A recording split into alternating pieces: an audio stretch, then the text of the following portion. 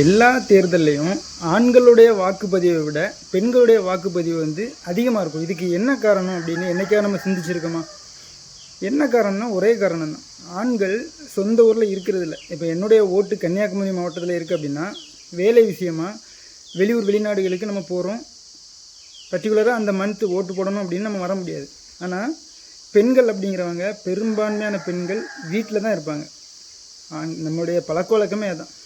ஆண்கள் பணம் ஈட்டுவாங்க, பெண்கள் குடும்ப பொறுப்பை ஏற்று வீட்டு பொறுப்புகளை, வீட்டில் உள்ள குழந்தைகளை, பெற்றோர்களை கவனிக்கிறவங்களா பெண்கள் இருக்கிறாங்க.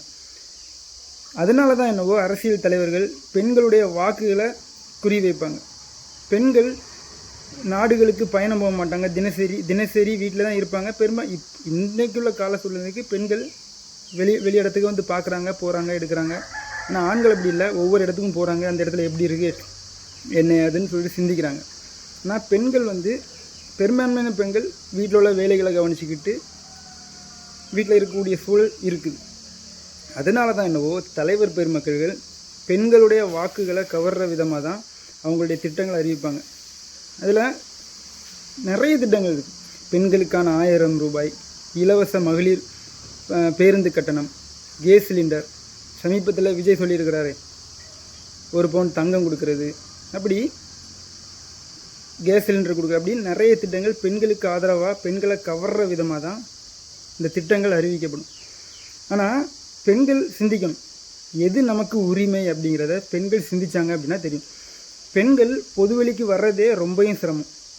ஆனால் பொதுவெளியில் அதிகாரத்துக்கு வரணும் அப்படிங்கிறது அவங்களுக்கு தேவையான ஒன்றா இருக்குது. ஒரு தலைவன் அப்படிங்கிறவன் பெண்களை அதிகாரத்துக்கு தள்ளுறான்.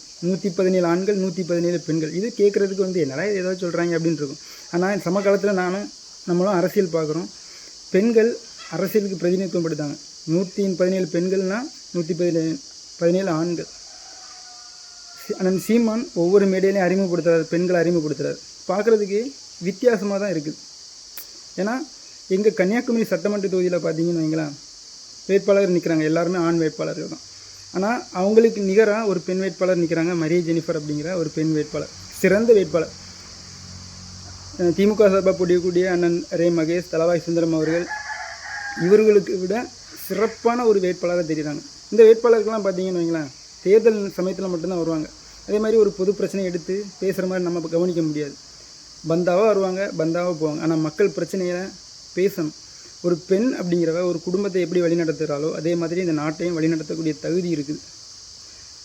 பெண்கள் சிந்திக்கணும், எது நமக்கான உரிமை அப்படிங்கிறத சிந்திக்கணும். இலவசம் வளர்ச்சி திட்டம் இல்லை அப்படிங்கிறத புரிஞ்சுக்கணும்.